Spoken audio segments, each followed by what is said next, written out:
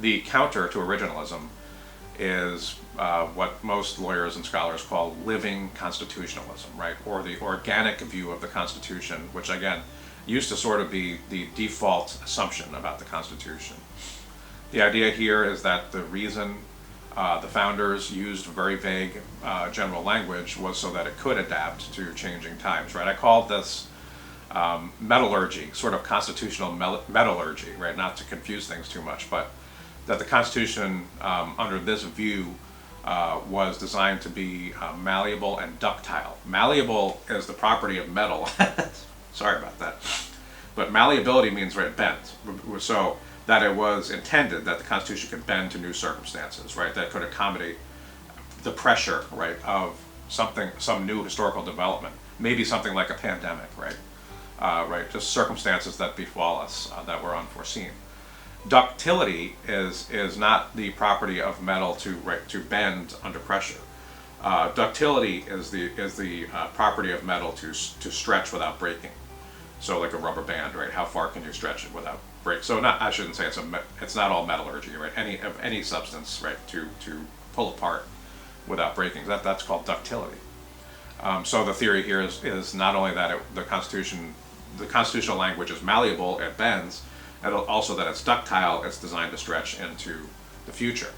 So for example, if you were to draft a contract, right, some kind of sweet deal contract, let's say the Hillsborough County is going to give a particular dealership a 99-year contract that they're going to lease all their vehicles, right? The county's going to lease all their vehicles from this dealership for the next 99 years.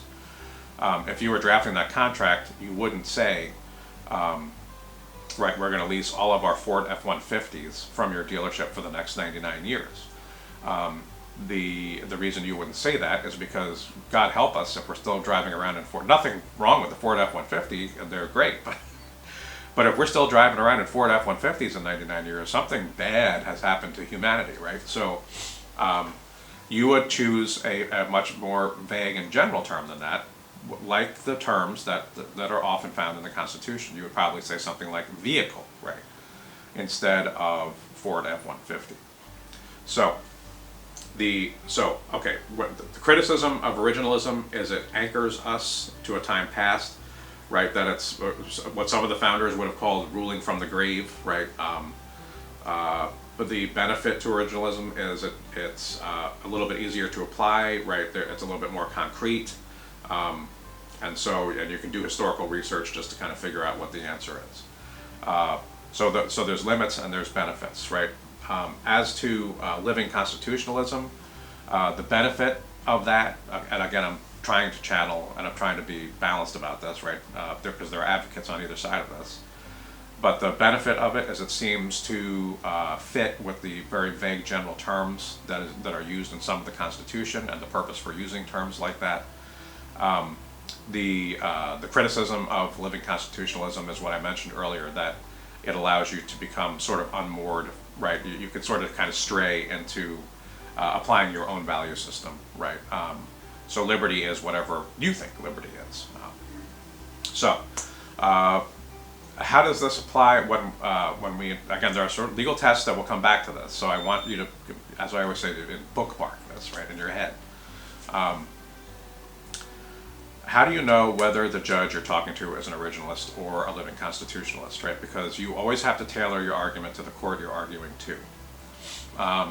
Now, most of us will never argue a case in front of the U.S. Supreme Court, but most lawyers will at some point find themselves in U.S. District Court, for example, right, if you do any kind of federal litigation.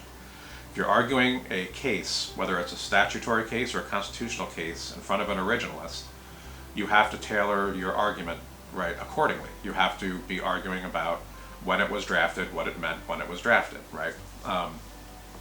If you're arguing to somebody who has a more organic view of the law, then you would tailor it accordingly. So here's what you do, right? If you're in front of a district judge, something that's very handy for lawyers is every U.S. district judge has a Wikipedia page.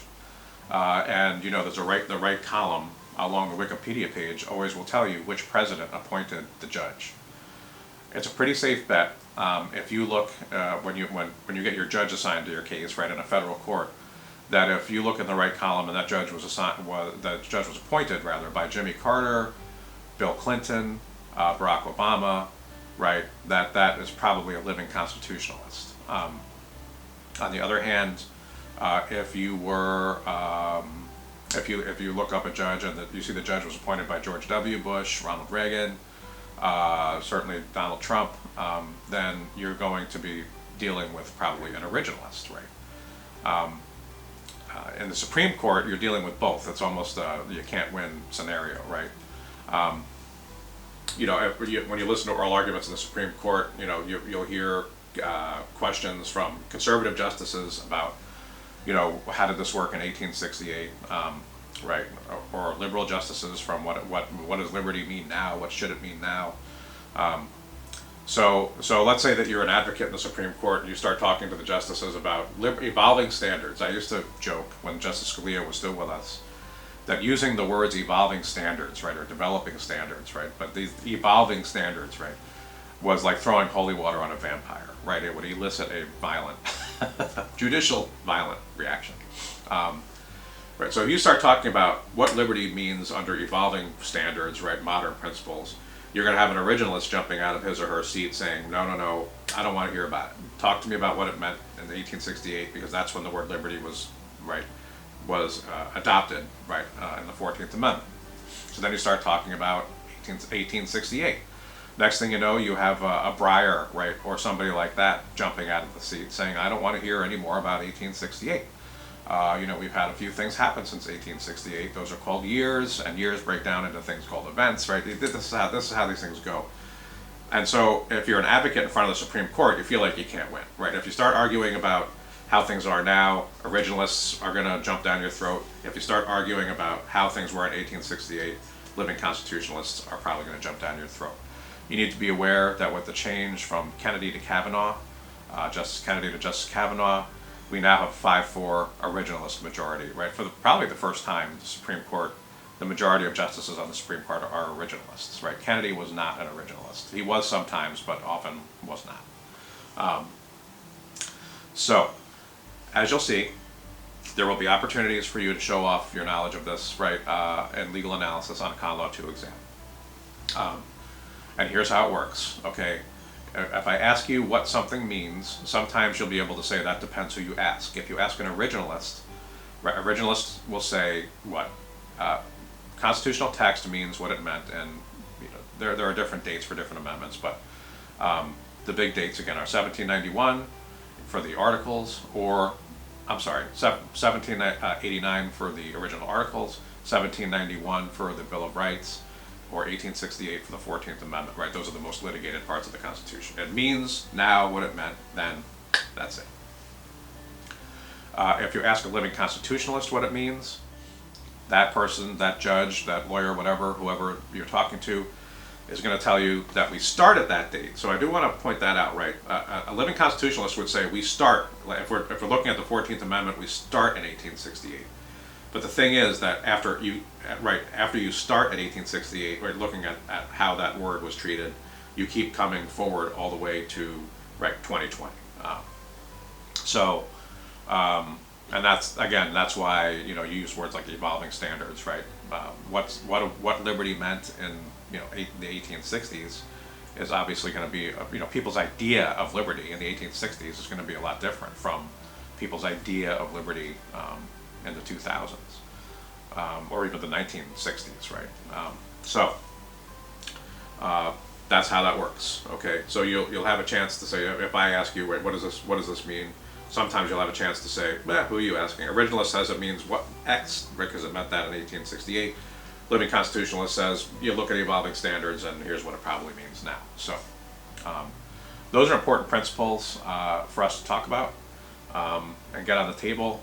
Because again, these initial few videos are going to be setting the stage, right, for our discussion throughout the term, whether it's these videos, asynchronous, right, videos, or our live conversations. So I'll be posting more, but I wanted to get some up and get started. I look forward to seeing you all again, and stay well and stay tuned.